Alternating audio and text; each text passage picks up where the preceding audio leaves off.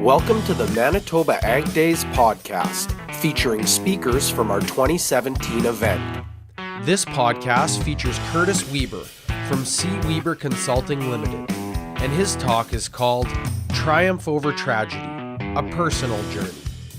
Thank you for the introduction, and I wanted to take this opportunity to, thank Ag Days for inviting me to come and share my story with you guys. Also wanted to give a shout out to the other speakers. Angie, what a great job. I didn't catch the whole presentation, but was really impressive what I caught at the end and really inspiring. And also to STARS, what a great resource for an industry like you guys here, as he's mentioning, working in those remote areas. Pretty neat resource to have something like that can be readily available to those working in remote areas. So before I get into my story of my personal injury, typically I like to take my audiences through a bit of a background, especially in a setting like this where we have a lot of farm families. I think it's important for me to make connections with you guys in terms of where I was heading before my life, or before my injury with my life. So I want you guys, as I go through my presentation, to look at my story from a perspective of a family. I do this presentation or presentations like this across North America, in workplaces and conferences and events. And the ag industry is certainly one that I'm most passionate about. It's an industry where my incident happened. I come from a rural area, was born in a small town called Edam, as Angie mentioned, where she was from, raised in Battleford. So I come from that small background of farming as well. So I was, like I mentioned, born in Edam, raised in Battleford, Saskatchewan. Grew up in a very active family, outdoorsy, hunting, fishing, camping, snowmobiling, quadding, all those fun things we did quite regularly as a family. We were also huge into sports, like many of your families here. I played soccer as a little guy. I played some provincial ball, high school football, but for me, all those sports got in the way of my real passion of playing hockey. I played hockey every chance that I can get. In fact, once Mom and Dad moved us out to an acreage, we had a lot of space out on the acreage, and they asked us what we wanted to do with that space. They wanted us to keep busy. They mentioned a pool, and they suggested a hockey rink. And at that point, with 3 boys in the family, that was a bit of a no-brainer. We said that would be perfect, a rink in the backyard. We could hone our skills, spend a lot of time out there. So it was a huge part of my life. I graduated from the North Battleford Comprehensive High School in June of '99, where I went on to pursue my dream of playing hockey at a higher level. I was invited to several junior A hockey camps throughout Saskatchewan and Alberta. So obviously, as a young teenager who had all kinds of hopes and dreams of playing hockey at the next level or at a high level, that was something that I was really excited about, having that opportunity to take that to the next level. I was a young person who spent a lot of time visualizing where I was going to be in my life, and I got to be honest, I wasn't thinking a whole lot of education or what I was going to do with schooling after high school, but for me, it was being able to continue playing hockey and having that opportunity. As I went out to a camp in Drayton Valley, Alberta, and I had a really successful camp. I was invited to come on and play my junior there. I guess you could say I was that 17-year-old kid who had the world in the palm of my hand. At that point in my life, I was heading in the exact direction that I always dreamed that I would be heading. And that's something that I want you guys, as I go through my story, is to look at your young families. I take a look around here, and there's a lot of them walking around the show. Certainly a lot of them out there. So I want you guys to look at my story as I go through the events of my injury in a couple perspectives. Usually when I do this, I'm speaking to employers, and I'm sure there's a few employers in the room, people that work in organizations. But for the majority of you, I'm sure you've got, even though you do work in organizations, you have family farms as well. So when I talk about the safety aspect of my incident and injury, I ask people to look at my story from a coworker perspective. And for those of you that work in industry and work in organizations, you'll have those employees to look to. A lot of us here are going to be looking at our sons and daughters and our brothers and sisters and wives and husbands as our coworkers. So you guys are going to be looking at my story from a couple different perspectives, but mainly being that family. So I just want to point that out. So before I went to play my junior, the team had asked if I would consider moving out there for that last summer. They wanted me to get on a weight program. They wanted me to start living with my billet family, get used to the community, the team, and get comfortable in my surroundings. So although I had every intentions of going to play my junior hockey there, I was a little bit hesitant. I was looking forward, again, keeping in mind I'm a 17-year-old kid who just graduated. I'm moving away from home for the next however many years. I was looking forward to that one last summer at home with my friends and my family. So I mentioned to the team that I would like to have that last summer at home. I was a pretty easygoing kid. I wasn't worried about fitting in with a billet family or fitting in with a team or getting along with people. And in terms of keeping me in shape, I had a summer job for the previous several years building grain bins. Now, I know everyone in this room is pretty familiar with that. My father had actually taken over a company building grain bins when he was a teenager himself. So oftentimes when we talk about workplace incidents or incidents on the farm in this forum, we look at ourselves as having a whole bunch of experience and maybe not needing to have that safety in our mind as much as somebody who's not familiar with that industry. And I just wanted to point out to you guys that I was exposed to the farm life pretty much my entire life. Not that we grew up on a farm, but we had ties to the farm. We were always out of the farm when we could be. But being that my dad had taken over that company building grain bins, I had even further tie to the farm and a ton of experience, because from the time that I was old enough to help out traveling with Dad and my brothers, which was about the time that I was this tall, Dad would take us around Saskatchewan setting up grain bins in different job sites from the time we were about 5 years old. So I had a ton of experience. I was exposed to the industry nearly my entire life, and our jobs went from being 5 years old, being told to pick up nuts and bolts off the ground and put them in their respective pails, or pick up the garbage and put it in the garbage, and those sorts of things, to the point where we got a little bit older and our jobs became more and more important, and to the point where we were old enough to physically do the building of the bins ourselves. So oftentimes when we look at incidents, we think that somebody mustn't be following a safety procedure, or they don't have the experience, and I'm going to talk a little bit about that as I go through. So this particular year was the first year my dad's crew was kind of falling apart. My older brother got his journeyman welder's ticket at that point. He rigged up a truck and hit the oil patch. Another guy that worked for my dad, he worked as an electrician in the winter months and worked for my dad building bins in the summer. His other company got busy and said, we need you 12 months out of the year or not at all. So I was the last man standing on the crew and realizing I'm moving away to play hockey. It's my last summer at home. There wasn't a whole lot of sense in training a few more people as to what we did. So we began to look elsewhere. And I got on with another company that just started in the Battlefords area building grain bins and other steel structures. And my incident happened on the third day of that new job with this new company. And you'll hear as I go through my story some of the lead up to the events, but I just want you guys to understand that I went from working my entire life with my father and my brothers and some family friends, had a lot of close calls like everybody in this room has before. Fortunately enough for us, under Dad's watch, nothing happened. Bumps, bruises, scrapes, cuts, nothing serious. Not that we were a safe crew. Oftentimes we look at a safety record. If we don't have an incident, we think that we're doing really good. But safety is more about, those safety statistics sometimes can be more about luck than actually working safely. It's just like a driving record. Just because we don't have any accidents doesn't mean we're a good driver. And my wife is a good reminder of me for that. She tells me that all the time. So it's one of those things where that experience comes in. So on the third day of my new job, you can imagine I'm a 17-year-old kid, so there's a lot of lead up that happens when these incidents happen.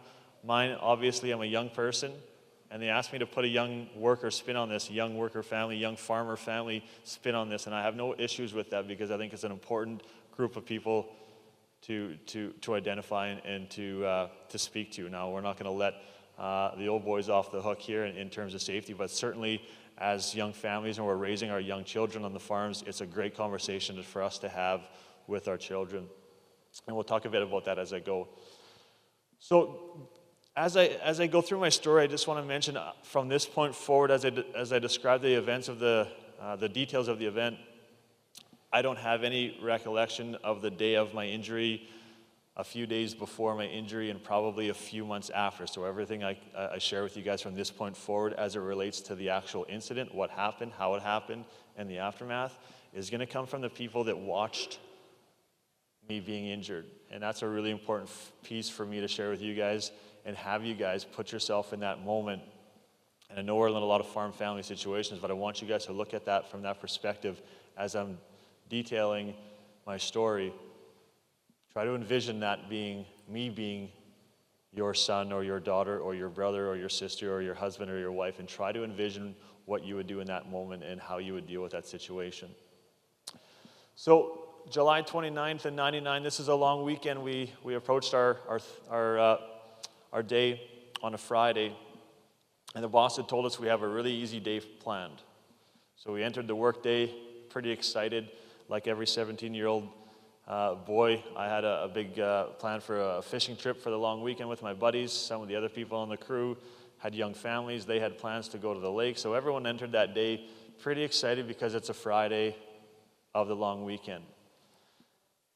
When the boss tells us that he has a pretty easy day plan and we should be home by 12:30, 1 o'clock, we get even more excited. We're looking forward to that long weekend. Now the boss is telling us, hey guys, we had a long week. We'll have you home early and we'll get you guys started with your long weekend. And I say that because oftentimes when these incidents happen, it's related directly to that series of events where complacency kicks in and maybe we're not paying as close attention to the task at hand as we would have been if we're in the heat of the moment and we're not maybe having our mind wander other places, and you'll hear that as I go through. So we had a couple jobs. Our first job was just outside of a small town called Borden, Saskatchewan, not too far from Saskatoon. We typically get to the farm site. The farmers would come out. They would tell us where they want the bin set up, which way they wanted it facing, and so on. This was a pretty easy job. We're adding one existing bin to an already existing row of bins, and pretty simple. We didn't need anybody there. So we got onto site, found our material, got our equipment unpacked, got about halfway through setting up that first bin just to have the farmer come out from the field. Dust is flying. We're thinking, okay, something's wrong. So we kind of waited for him to get in. And as he pulled up, he looked at the bin that we're setting up, and he said, guys, I'm really sorry, but this isn't the right bin that I ordered. This bin was too big or it was too small, whatever the case was. It wasn't the proper material. So as politely as he could have asked us, he said, I'll have to have you guys tear down, pack up. I'll contact the manufacturer, make sure they get the proper material sent out next time. We were obviously reimbursed from the manufacturer who had the mix-up there, but that didn't do anything for our long weekend plans, right, that we were reimbursed. Because our mindsets went from happy and excited to being home early on that Friday of the long weekend to now pure frustration that depending on how that second job goes, and we've spent, again, keeping in mind, we spent half the day already finding site, locating site, getting our materials set up and setting up half of that first bin. Now we've got to travel to another job site, and if that one doesn't go smoothly, there's a chance that, a good chance that we're going to be there till after dark. And if we had some complications, there was a good chance we might have to come back on the Saturday to finish. So I think you can appreciate how quickly our mindsets change from happy, positive, rah, rah, rah, let's get to work, to frustration, anger, and let's just get this day over with at any cost. And maybe that cost was going to be an incident, but that's not something that we were thinking about in that moment. So getting out to our second job site, which was just outside of a small town called Blaine Lake, Saskatchewan, we did a great job of identifying a hazard. I'm going to talk a little bit about safety and identifying hazards and assessing risks because I know you guys are exposed to as many as any industry there is. But we did a great job of identifying a hazard. As we pulled in, before we pulled into site, we were driving north on a grid road. We looked off to our east where the farmyard was, and about a half mile away or more, we identified that there was a low-hanging power line. So we did a great job of identifying a hazard, and we identified it that far out. And as we approached the site from a different approach, the risks associated with that hazard that we identified were growing, because this particular job, we were setting up a grain bin and then we were putting it on top of a hopper bottom. And the problem with that was, as we approached the site, we identified that the bin materials were delivered and dropped on one side of that overhead line, and the hopper bottom was delivered on the other side of that overhead line. So now we're faced with a decision. We need to get that hopper bottom under the line and set over into place. I'll have a picture of what we're doing, and I don't mean to insult anyone in the room because I know everyone knows what this looks like, but I got to tell you, I was recently asked to present at a pretty big conference in downtown Toronto. And so we were going through the story and, what's your story about and this and that. And so I said, I was building grain bins. Can you send a picture? So I sent this picture. And I got a response back asking what it was. They thought for a minute that I worked at NASA. They said it looked like a space shuttle that we were working on. So I had to put the picture in for them, and I left it in because as I go through the events, I can kind of reference a couple things as to what we were doing. So this is what we're setting up. So obviously there's an issue there. I'm going to back the picture up, but that's not that exciting. Obviously, now we've got a decision to make. We've got to get that hopper bottom on the other side of that overhead line. Now, after a brief discussion with the crew, we're a 7-person crew, 6 guys and one female. We decided that we were going to use our picker truck. We would back our picker into place, lower our cable, lower our boom, lower our tripod in through the chute of the hopper bottom itself, flip the tripod out, lift the hopper bottom off the ground 4 or 5 feet, and ever so carefully was the plan to back it underneath that overhead line and set it into place. Now I know, or I hope, that everyone in this room is thinking, why would you take the time and why would you use a crane to move that structure, right? All those years I've built bins for Dad, you guys know this, those hopper bottoms are built on skids. They're designed to be pushed, pulled, dragged around. And of all places that we're working, we're on a farm site that has multiple tractors, multiple pickup trucks, half tons, 1 tons, probably a Bobcat, I'm sure, somewhere. But because we were rushing, and we were frustrated how the day went before, maybe we weren't thinking properly. And I think on top of that, I was a 17-year-old kid who had all that experience building grain bins using tractors, half tons, Bobcats to move those hopper bottoms around. But again, keeping in mind I'm a 17-year-old kid, I'm in my 3rd day of my new job, working with people that are twice my age. I was probably pretty intimidated to begin with. And we obviously didn't have a culture in that workplace, in that little small group of people that we had. We obviously didn't have a culture good enough that I felt comfortable saying, hey guys, this is stupid. Why are we taking the time to do this? I probably wasn't thinking about how unsafe that it was because that's not the kind of kid that I was. But I know for a fact I would have been thinking, why are we going to back our picker into place, lower a cable, hook it up, when we could just wrap a chain around the leg of the hopper and chain it to the tractor or the work truck. But again, I'm 17 years old, in my 3rd day of a new job. The day's already going sideways on us. I wasn't going to stop our production any further for a whole bunch of different reasons, and we can talk about those a little bit later. So not only did I choose not to speak up and voice my concern, ask that question, again, trying to push that on our young families here with our children, making sure that they're in an environment where they feel comfortable asking questions. I guess that's where I'm going with saying, I'm just a kid, I'm in my 3rd day of a new job, right? These are all things that we want to create an environment on our farms where anyone that encounters us on the farm that's working for us, most cases, they're our own children and family members. We need to make an environment where people feel comfortable coming to mom, coming to dad, coming to the older brother, coming to the uncle, coming to grandma and grandpa, and saying, I'm not sure what I'm doing. All those years I built bins for my dad, my brothers and I were petrified of asking my dad a question.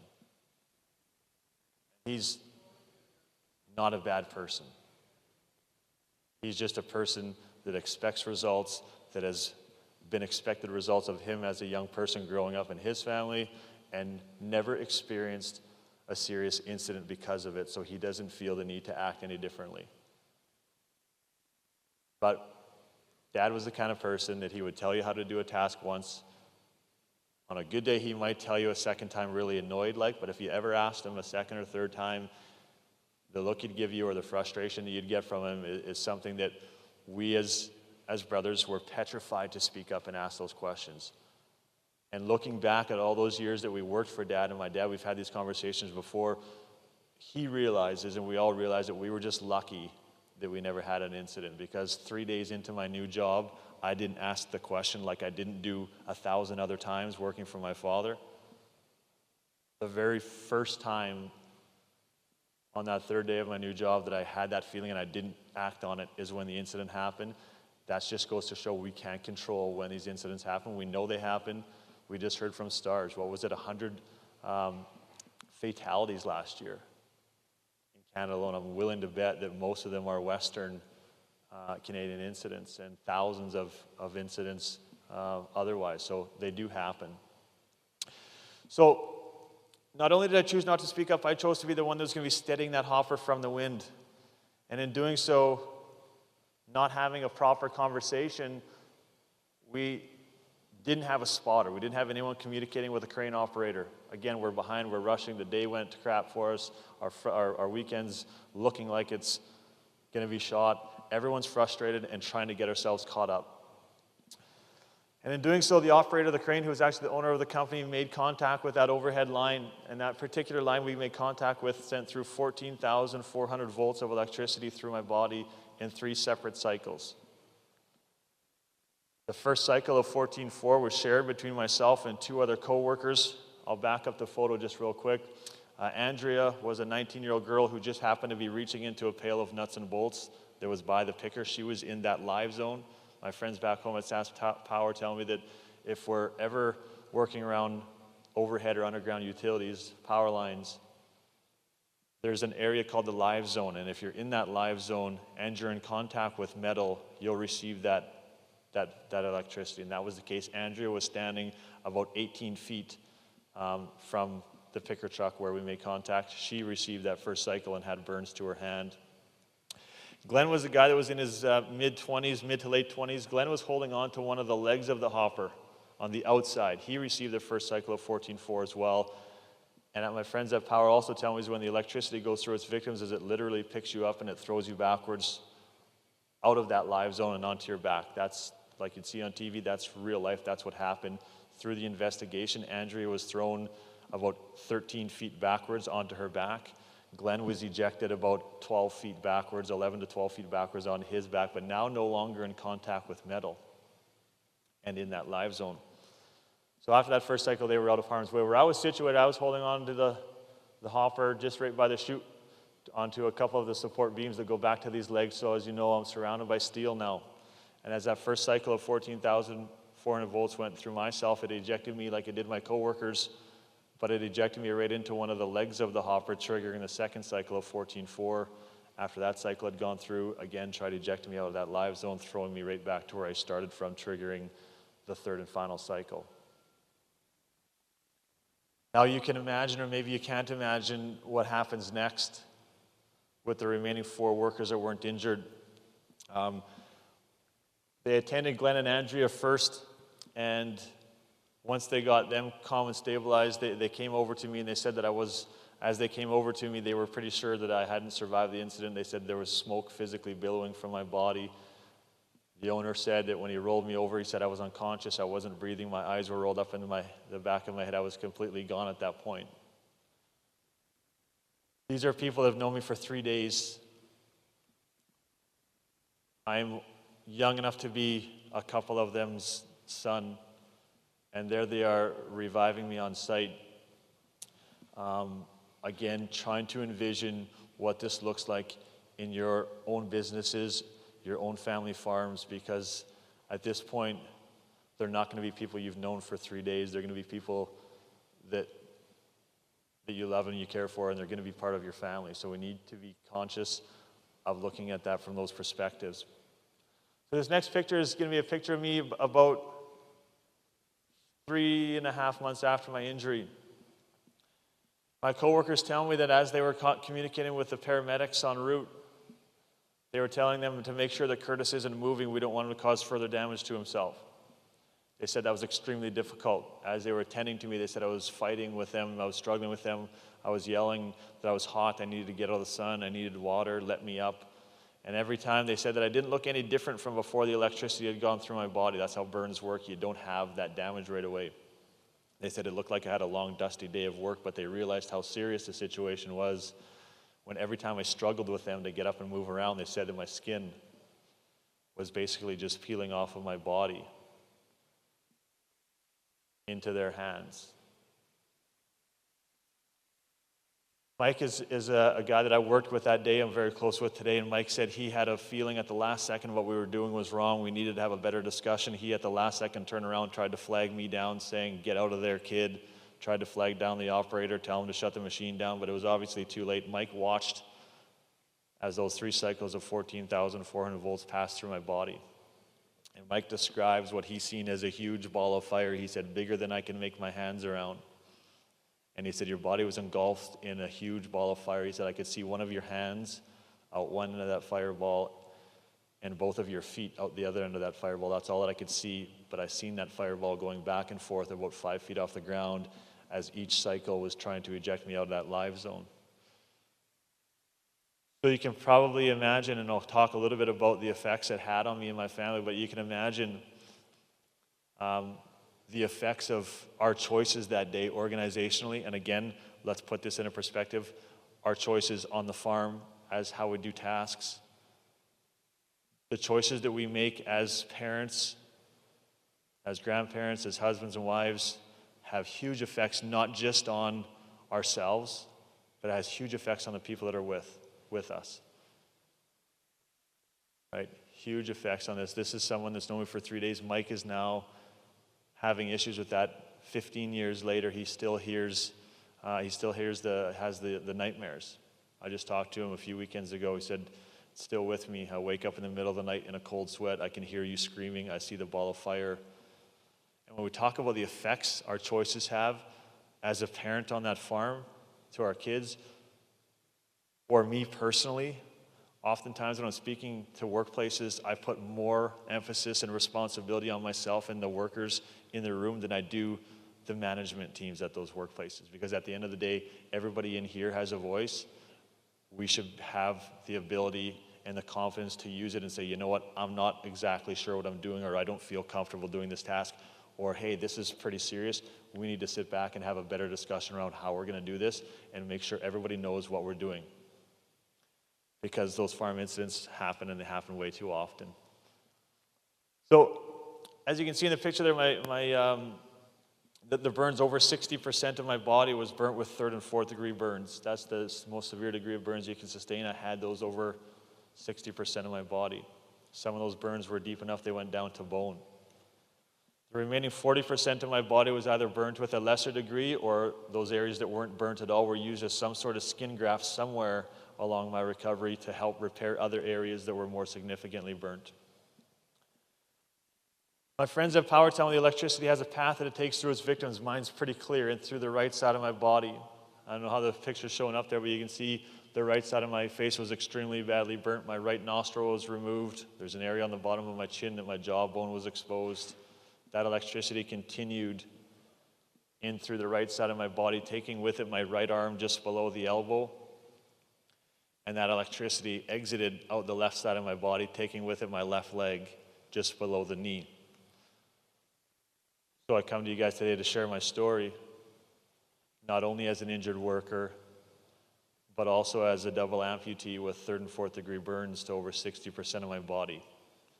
All because us as an organization, let's put this into perspective and say us as a family, say we didn't have the conversations around how are we going to do this and how are we going to do it safely. But more importantly, because I didn't take the opportunity to voice my concern. And that's why I really urge and I really push you guys to have these conversations with your families so that everybody in the family or our hired people, whoever it is that's on our farm sites, feels comfortable speaking up. If your son or daughter has a question or a concern or is scared about a task that you've asked them to do, and you create an environment where they're not comfortable going to you and saying, Dad, I don't understand, or I don't feel comfortable, I need help with it, I'm not ready for that. If they don't feel comfortable doing that,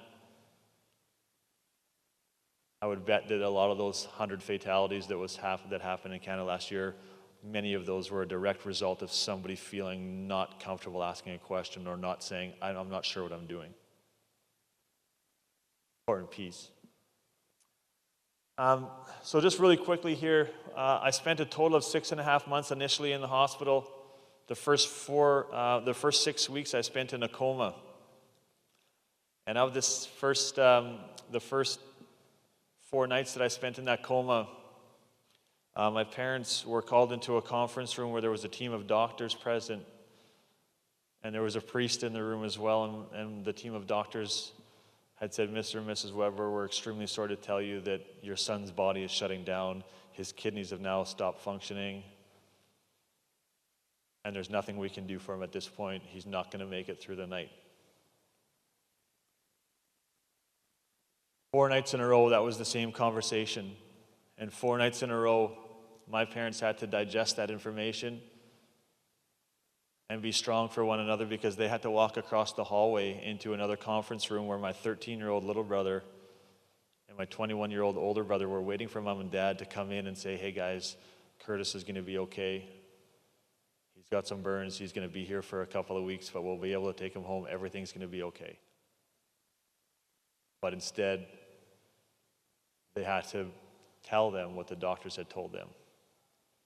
And then the 4 of them had to be strong. They had to collect themselves, because they had to walk down the end of the hallway where about 15 to 20 other friends and family and relatives were waiting for my mom and dad to come and give them the same news of, "Curtis is going to be okay.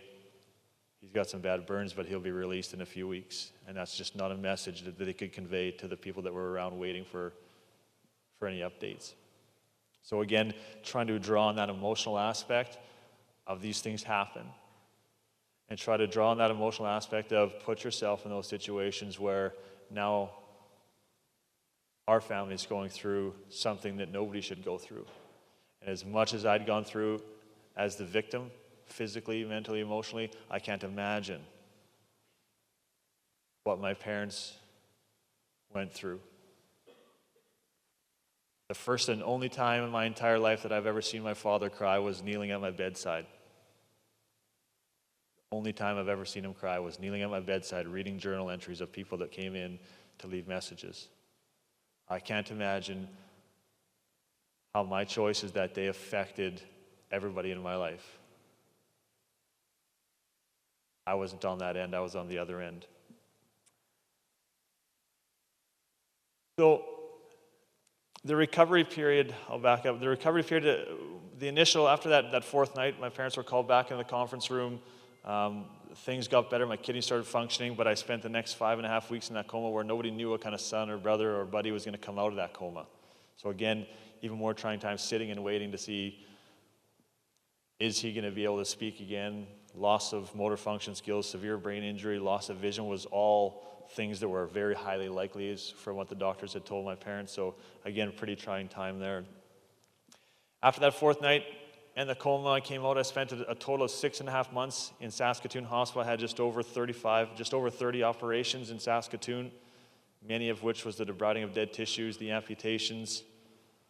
But that was really just the beginning of my recovery, because after that 6 months and those 30 surgeries, the next 6 years of my life I spent going through physiotherapy and reconstructive surgeries in Toronto and Chicago. You might look at that and say 6 years. Well, each and every time I had a reconstructive plastic surgery, sometimes those surgeries were upwards of 10 to 12 hours. Sometimes the recovery period was anywhere from 2 to 8 weeks in a Toronto hospital. So anytime before I'd gone for a surgery, I'd have physiotherapy, I'd go to a surgery, I'd have the surgery in Toronto, I'd be bedridden for 2 to 8 weeks. Now, any of that physiotherapy that I had was completely useless because I was bedridden for so long. So before I could go back for another surgery, I had to come back home, go through another few months of physiotherapy to get my body strengthened enough to go back and have it done all over again. So a huge portion of my life was completely lost due to that one bad decision that I made, not speaking up, voicing that concern. But ultimately, we also made bad decisions as an employer. Again, when you're looking at it from your perspective, bad decisions as a family not to have these conversations. So I'm going to breeze through these next few slides. I speak to these more when I was talking to corporate groups, but they're safety slides. Orientation. You know, you guys are going to have a formal orientation. But the orientation that you guys are going to have is going to be around the dinner table tonight and tomorrow and harvest and seeding and the rest of it going forward, hopefully, is having those conversations, making sure everybody that you're working with that's on your farm feels comfortable asking those questions. Maybe we're going to say, hey, Stars, we'd like to look into that Solus app, I think it was. Maybe we're going to just start doing some other things to make sure that we're doing our due diligence to make sure if something did happen, we're putting ourselves in the best position to have a successful outcome. Hazard identification and risk assessment. Farming industry is probably one of the worst for just put your head down and go. You guys are the most hardworking people in any industry that I speak to.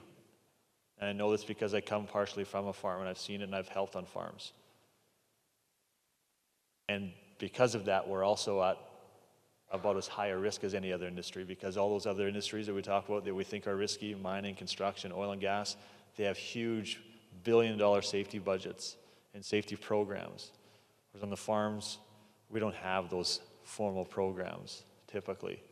So those, again, are important times for us to have those discussions. Make sure when we're identifying hazards, we're assessing the risk, and once we assess the risk, we did 2 of the 3. We identified the overhead line. We even said this has the potential to kill somebody, as all 7 of us were standing underneath it.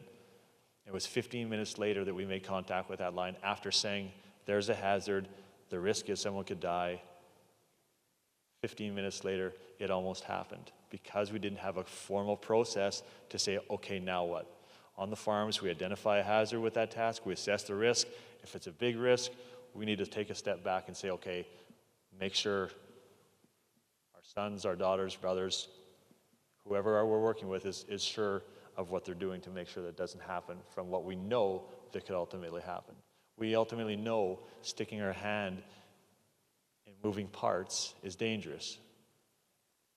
But all too often we keep doing it because we feel like we've developed a way that we know how to do it without getting hurt. But again, when we assess that risk of putting a hand in a moving part isn't always the best idea. Let's figure out a better way to do this. Step back, take the time. So it says we did things the way we always did.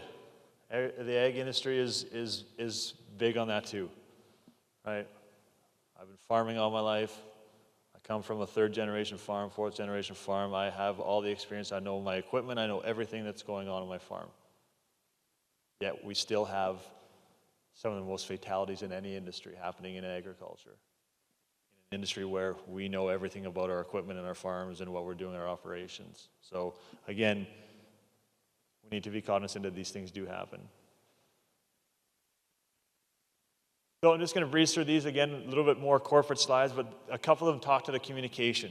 Communication is huge in incident prevention. I want to take a couple of minutes here now to change pace because I don't want my audiences ever to leave feeling depressed. I've sat through too many injured worker stories at national conferences across North America, and oftentimes when I hear an injured worker story like mine, I leave feeling really sorry for that person.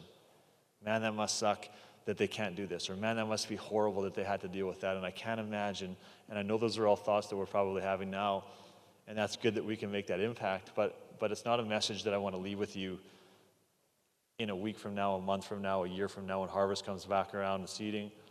I don't want you guys to remember how bad my story was and how bad of a life I must have now. I want you guys to be inspired to make changes in the way that you view safety on the farm. I want you guys to be inspired and influenced to take some of these messages that you have here today from all of us speakers and make changes to the way that you run your farms. I do that by giving you a new journey of where I had gone. Those pictures that I showed of that young kid in that hospital, remember that was that 17-year-old kid that was going away to play junior hockey, had the world in the palm of his hands, was going exactly where he always dreamed he would go. And after a mix-up, miscommunication, not proper procedures, no conversations, that was the same kid in that hospital bed just a couple months later taking this new path. So this is a picture of me walking for the first time on my prosthetic leg, and I found this quote, and it says, the first step towards getting somewhere is to decide that you're not going to stay where you are, very much the way that I approached my recovery. I can sit here and tell you guys truthfully that since the day that I remember waking up out of my coma to the day that I woke up at the hotel this morning, I can honestly tell you I haven't had a day or a second of depression or anger towards anybody or feeling sorry for myself. And I can honestly tell you that I wish I had some friends and family here to reinforce that. You'll have to take my word for it. Not a second of it. And a lot of it had to do with the support that I had. I was a pretty active kid. I had a really good mind going into it. I had a really great family, good group of friends. My parents provided all kinds of stuff, provided us with a great life with access to snow machines and quads and going hunting and fishing, all these fun things that a lot of you do here. But a lot of my attitude had to come from the support that I received as well. So some of that support comes from family members, right? It's not a very happy situation we're in, but it's one that hasn't changed my lifestyle one bit. I have my snow machines and quads rigged up with a left-handed throttle so I can still operate those, go with my friends and my family. I'm still active in hunting and fishing. Dad's been taking my brothers and I all over the world to places like Africa, Alaska, New Zealand. I was fishing with him in Brazil. We're going to Guatemala fishing here in March. He's had the opportunity to take us places, and it hasn't changed my lifestyle to the way that it was expected. My parents, my family was told to expect me not to want to participate in a lot of society anymore. They said to expect that your son, your brother will want to live in the basement, not come out. And I think that I had such a good support group around me that didn't happen. I was never treated any differently from my friends and coworkers. I had buddies when I was home for passes from the hospital, knowing that I wanted to go to our local junior A game, junior hockey game. And I had buddies come to my house, and one story was the first time I was on a pass, I got sent home with a wheelchair, and I chose not to use the wheelchair, the walker rather. I called it butt crawling around the house. I would have, it's my right arm and left leg missing, so it kind of worked that I could kind of get myself around the house, up and down a 2-story house, a big house. And I always thought that was good therapy. And that was always my goal. The more therapy I could do, the faster I get out of the hospital, the faster I could learn how to fish and hunt and operate my machines again and play sports. And my buddies were coming to pick me up to take me to a hockey game. And I've just finished butt crawling all the way down this big flight of stairs, and I'm kind of crawling through the hallway to the front entranceway to put my one shoe on to get my buddies ready to pick me up. And I can hear what sounds like a herd of buffalo behind me in the hallway. And I look back, and it's Dumb and Dumber, my 2 brothers, running through the hallway. And I'm thinking, what are these guys doing? I think it was my younger brother was first to me. He literally hurdled me, hit me in the back of my head with his knee, spun me into the ground. My older brother goes around me, and I get up and I start yelling at them, "What are you idiots doing?" And here it turned out they were racing each other to see who could be the first one into the front entranceway to kick my shoe from the front entranceway into the sunken living room so they could see me do this stupid butt crawl through the entranceway and into the thing. So again, not treated any differently from my friends and my family. So I think we fed off of one another. They seen that the first time my mom came and told me my injuries, I'll never forget it. She came into my hospital room and she said, "Curtis, the doctors told us that we need to talk to you. You don't seem like a kid that's had an injury." The doctor said, he's not acting normal. And so they said, you need to tell him what had happened. I'll never forget it, her coming into my hospital room and telling me for the first time, "You lost an arm, you lost a leg," the first time she gave me the mirror. And I'll remember it like it happened just an hour ago. She came in, everybody gets up and leaves. She comes in, she didn't know how to tell me, so she said, "Curtis, do you know that you were in a bad accident?" I had a trachea and I couldn't speak then, but I remember nodding, and she said, "It was really bad." And I remember nodding, "Yeah, it's not good, or it can't be." But at that point, I didn't know that there was any amputations. She said, "You lost your right arm, you lost your left leg." She put a mirror on the bedside table for me and just took 2 steps back because she didn't know how else to tell me. The first thing I remember her saying was, "You lost your right arm." And the first thing I remember saying or thinking, I couldn't really hear what she was saying after that. I thought, "What do you mean I lost my arm?" And I remember looking at my right arm, and there was no hand there was no arm there, just this little stump at the base of my arm.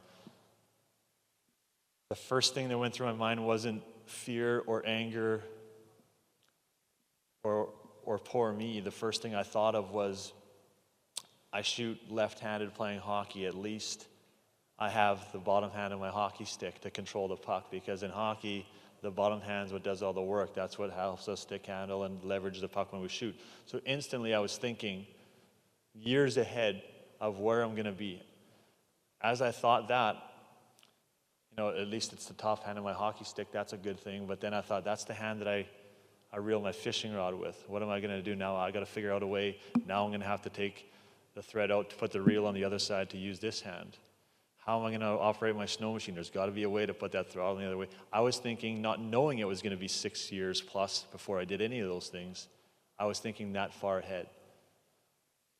Again, that has something to do with the type of person that I was, but has a huge, it's large in part from the way that I was raised and the way that our family was and communicated and how close we were was definitely a big part of how I had that attitude. So not only just family and friends, you might recognize this kind of picture, legendary Gordie Howe, one of the best to ever play the game, heard about my story. I was a huge hockey fan, a kid going away to play junior, stopped up and spent some time with me telling stories of how he used to score 3 goals and beat up 3 people all in the same game, told a few stories and signed a few autographs. Was one of the coolest days of my life was spent right there in my hospital room in Saskatoon. One of the best days ever having Gordie Howe. I would say, you know what, my wife is a long ways away from here. I can say you that was the best day of my life having Gordie Howe in there. And as long as we stay away from social media with that, I shouldn't get in trouble when I get home. So it's been a long journey, obviously one I wish I didn't have to make, but one that's been highly successful. So there's 2 messages here, guys. Make sure you take this farm safety home to your families, have those conversations, make those people in your farm families comfortable voicing concerns, speaking up, but also you're working in an industry where incidents do happen. And sometimes we can't control some of the things that we're working in environmental conditions, weather conditions, lots of things. We need to be cognizant whether we need to be there for other people, other farm families, our neighbors, our family members, right? That support is huge in having them come out with a successful recovery like I have. So just before I end off, I brought in some pictures of my own family.